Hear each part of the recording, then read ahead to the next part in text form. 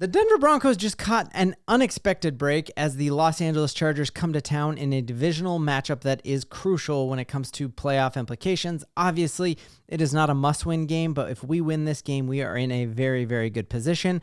Something that has happened every single Denver Broncos win in my personal life happened again today, which is fantastic news, and we'll get to that at the end of this video. If you're new to the channel, I'm Ben. I'm a diehard Denver Broncos fan. It helps me out a ton. If you like the Broncos, if you would like and subscribe.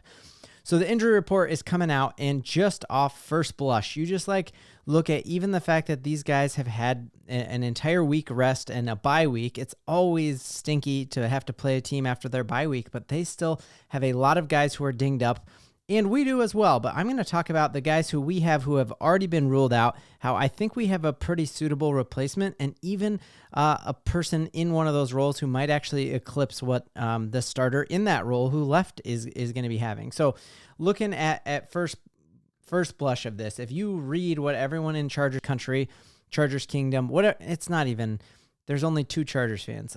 There was one, I found another. So there's 2, but they're looking here and they're not happy with how they are health-wise coming out of this bye. And the fact of the matter is that their most dinged up place is definitely their secondary. So as we look for Bo Nix to take another step forward, it is fantastic news that we are going to be playing them without Asante Samuel Jr., who has just been balling out of control, and they have several other cornerbacks who are questionable. If they do have Joey Bosa, he's having a hip injury, and he's also in a cast, so he's definitely not the Ohio State Joey Bosa or like the game wrecker that we had pictured. And even the fact that if they do have Joel, I like the fact that he is a rookie and has been in and out of games, hasn't had a full season yet, and he's going to be going up against one of the best pass rushing teams in the entire NFL. I think that is a great matchup for us to be facing a dinged up offensive line, and there are other offensive linemen who tore a pec that he'd also torn last year. Man, that's just a great matchup for us to see. They have some players out, so missing multiple players in their secondary, that's great for Bo Nix's development. So now going down to our end of things, it is really exciting to think of what Audric Estime could bring to this backfield.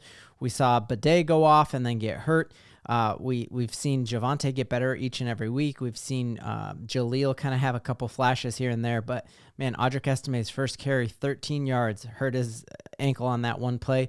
There's a legit chance that we see him again on Sunday. He has not officially been activated. We won't hear about that until right before game time. But the great news here is that we had full participants with our defensive line. For whatever reason, we had limited or missing practice for both Zach Allen and John Franklin Meyer, which really freaked me out because I think the Chargers are the 30th ranked pass offensive line, and so we need these guys to just feast. And so the fact that they are back, I think Herbert's going to be under pressure all day. He's never won a game in Denver, and let's keep it going that way. So one of the big pieces of news was the coolest touchdown pass from Bo Nix on Sunday was definitely the one where I still think it was a no-look pass, but Nix looks to be looking straight off, and he hits Josh Reynolds in the back of the end zone.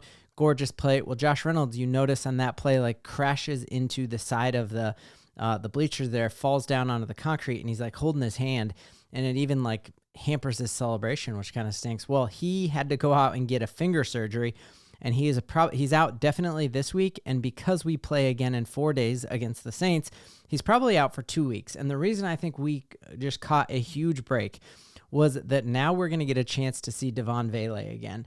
And he was obviously the star of training camp with this Odell Beckham one-handed catch right over top of PJ Locke. He's just a slot monster. There's that. We'll watch it one more time here as I kind of talk. But the cool part about him is that he's built like Courtland Sutton, but almost 80% of his snaps have been out of the slot. And you saw him have 8 catches against the Seattle Seahawks. There are very few rookies in their first start who have 8 catches, and that's just fantastic. He hurt his ribs and was out, and it seems like we put in Troy Franklin instead, and then he just has never seen the field again. And really cool to hear him come out and say, you know what, when I get my next chance, I'm not going to be counting reps. I'm going to be making sure my reps count. And so this guy is He's an old rookie. He's like in the Bo Nix kind of mold there, where I think he's 25, 26 years old already as a rookie, does not play like a rookie, doesn't have that learning curve. And that is evidenced by the fact that he had 8 catches in his first game. And just seeing, you're talking about guys like Des Bryant who have been anywhere near there. He was wearing Tim Patrick's number 81. He's going to be wearing number 17 when you see him on Sunday. But I just think that is a great thing for the Broncos to get the player that I think has a much higher upside. I think Reynolds is very serviceable, but it's incredible that we're going to have a 26-year-old whose ceiling is so much higher than Reynolds is. And again, the fact that he had 8 catches in his first snaps as a rookie is incredible. And just seeing the fact that he is a yard after catch kind of guy. You saw how many times was he targeted and then made something happen afterwards. So I think that's a really good matchup, especially against a dinged up Los Angeles secondary. Next thing I wanted to get into real quick here, and I need y'all to let me know in the comments, is we are approaching that trade deadline. I know everyone's thinking about the election on November 4th. I'm thinking about the day after the election, because that is when the NFL trade deadline is hitting us. And the Broncos are going to be at the place where we're actually selling and buying at the same time. I think we could truly upgrade so many position rooms and actually be buyers and then sell off players that we don't need anymore. I think Zach Wilson was kind of our Bo Nix insurance. Like, well, if it's obvious right away that Bo Nix isn't an NFL quarterback, well, we could give Zach Wilson a couple runs and see how he is. And then it's almost like you have multiple fishing rods in the water at the same time. But I think Sean Payton has seen all he needs to see out of Bo Nix, that it is Nix or nothing this year, and he's our dude. And we're not going to give Zach Wilson the bag to be a backup quarterback. He probably can be a starter. And you've seen Miami struggle with injuries. You see the Saints lost their starting quarterback. So could we get something for Zach Wilson? So in the comments, let me know, what would you want for a Zach Wilson trade or a Jarrett Stidham trade? Could we ship one of these guys, either Stidham or Zach Wilson, in order to get some draft picks? And then could we use some of those draft picks to build some talent around Bo Nix? And so saw this really interesting trade here that would have the Denver Broncos go out and land a tight end from the Jacksonville Jaguars, and we would have to give up a 3rd-round pick to get Evan Ingram. And I would do that deal every single day of the week and twice on Sundays, because I love him as a tight end, and it looks like the Jacksonville Jaguars are on that death spiral and will fire their coach and need to reload there. And so they might be in the process of trying to cash in the talent that they have for some picks. So would you do a 3rd-round draft pick for Evan Ingram straight up? And could we get some draft capital to get rid of Stidham or get rid of Zach Wilson in order to make this deal so much easier? And so we're going to be talking tons about trades. It's fun to be in the buying market and not hearing all this nonsense about let's trade Pat Surtain and Cortland Sutton and all the nonsense we've heard over the past few years, because we are gunning for the playoffs this year, and that is a cold, hard fact. And so this is a somewhat prominent sports column here that actually has the Broncos getting Christian Kirk.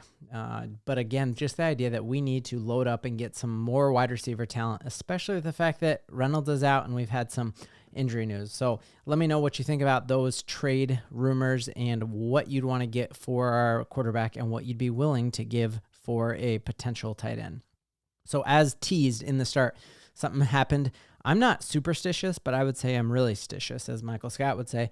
So I coach my daughter's U11 soccer team.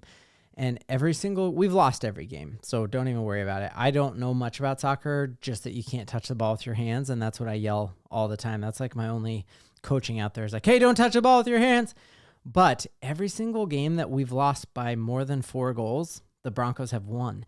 The 2 games that we only lost by 1 goal were the games that the Denver Broncos lost. And then when we lose by 4 or more goals, the Denver Broncos are undefeated. And so you better believe that today I did my part for all y'all, and the team that truly matters, the Denver Broncos, and we lost 6-0. So that means the Denver Broncos are going to beat the Los Angeles Chargers, and that's something we can all believe in. We'll catch you all tomorrow. Oh, I needed to hit that.